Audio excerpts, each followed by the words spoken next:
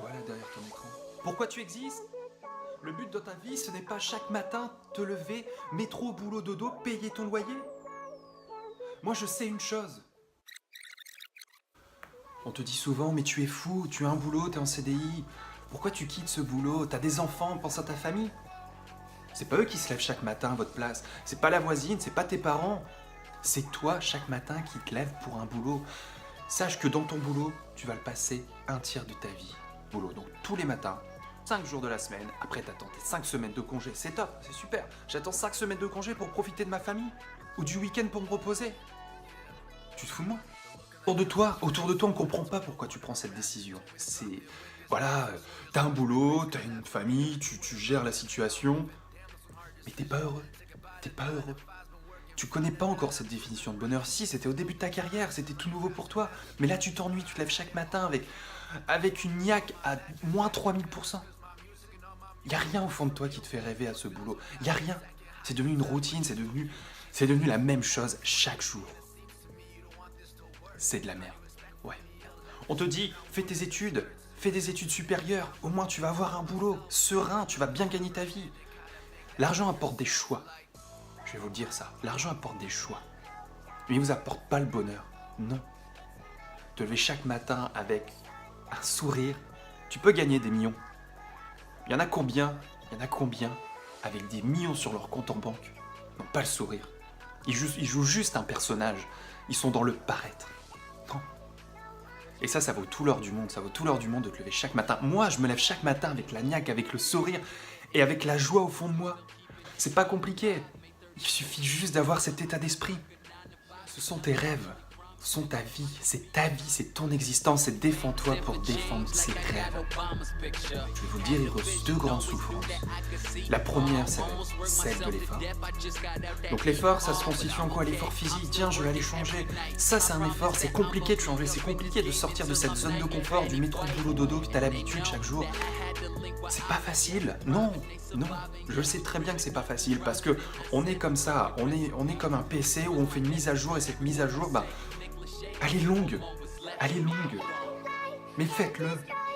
Prenez le temps pour vous, dites voilà, donnez-vous des objectifs et souffrez dans ces objectifs. Je me lève chaque matin, tiens, je vais au sport, tiens, je vais me mettre à lire, tiens, je vais passer plus de temps avec mes parents. On n'a pas de chance sur Terre. Vos parents, ils sont là, profitez d'eux. Je vais passer plus de temps avec mes enfants, mais putain, mais passe plus de temps avec tes gosses. Dis-leur à tes gosses que tu les aimes, à tes enfants que tu les aimes.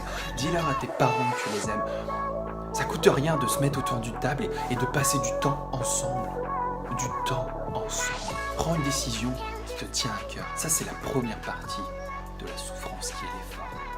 Et la deuxième partie, c'est la plus compliquée, c'est celle qui nous anime le plus, c'est le regret. Malheureusement, tu regrettes de ne pas avoir osé, tu regrettes de ne pas avoir pris cette décision, tu regrettes de ne pas avoir changé de boulot à ce moment, tu regrettes de ne pas avoir vécu là-bas, tu regrettes de ne pas avoir dit ça. Oui. Et quand tu es à la fin sur ton lit en soins palliatifs à te dire voilà, il me reste quelques heures, il me reste quelques jours, il me reste quelques semaines, t'avais 50, 60 ans devant toi et tu regrettes ces 50, 60 ans devant toi. Non. Prends maintenant ta décision et prends maintenant ce foutu train qui va t'envoyer vers le non-regret. Tu vas en chier, tu vas avoir de la souffrance. Dans la vie, t'as pas d'échec. Dans la vie, soit tu apprends, ou soit tu gagnes. Ça, c'est ma façon de penser. Il y en a beaucoup qui vont parler d'échecs. Voilà, t'es sur un ring de boxeurs, ils sont là pour quoi? Ils sont là pour se mettre sur la tronche, et ils ont la même envie, c'est de gagner. Et celui qui se prend un KO, en premier, celui qui a perdu. Celui qui tombe, ou soit par décision des juges, mais au final, il a appris pourquoi il est tombé, il a appris pourquoi il s'est pris ce KO, il a appris qu'il a baissé sa garde, il a baissé sa défense. C'est la même chose pour vous. Ne baissez pas les bras. Ne baissez pas ces putains de bras. Gardez-les bien haut et vous êtes fort et vous êtes fiers de tout ce que vous êtes. Appréciez chaque instant. Matin, tu dois ouvrir tes yeux et te dire « Je vais foncer. Je vais me donner à 120%. » Vous allez dire « Mais oui, Thomas, on peut pas se mettre à 120%, c'est pas possible. Tous les jours, il y a des moments où on n'est pas à 100%. » Oui. Le but, c'est d'être au-delà de tes 120%. C'est de te mettre à 130%, 140%. Et arrête de penser que c'est pas possible. C'est là-dedans que ça joue. Pense à Michael Jordan. Ce mec-là, combien de paniers il a raté? Il était vu comme un joueur banal, un joueur médiocre. Et regarde la carrière qu'il a faite. Il a fait comment? Dans l'effort, dans la souffrance, dans les critiques. Il n'y a pas baissé les bras. La différence entre les personnes qui réussissent et les personnes voilà, qui regrettent, eh ben c'est ceux qui baissent pas les bras. Pensez à J.K. Rowling, celle qui a créé également Harry Potter. Dans Harry Potter, aucun éditeur n'a voulu ce livre. Regardez maintenant. Parce que chaque jour, elle a été tapée aux portes des éditions. Chaque jour, elle s'est levée chaque matin en se disant « J'ai la niaque, mon livre c'est le meilleur, ma vie ça va être la meilleure. J'y crois, je crois en moi et je le fais. » Ça coûte rien. Ça coûte rien de croire en soi. C'est gratuit. C'est gratuit. Tu préfères les payer t'acheter une pizza que croire en toi. Tu te régales plus à manger une pizza bien grasse que croire en toi. Non, tu vois ce que je veux dire. Tu ne peux pas revenir en arrière.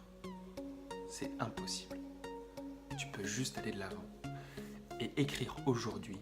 Prends ton stylo, écris les partitions de ta vie et ton avenir. Ne regrette pas, fonce, donne-toi à 300%. Si tu n'arrives pas à te donner à 300%, bah donne-toi à 350%. Et vis tes rêves, c'est important. Qu'ils ne restent pas illusoires, ces putains de rêves. Que tu les vives à 200% et que tu apprécies chaque instant de ta vie, seul ou accompagné. Félicitations.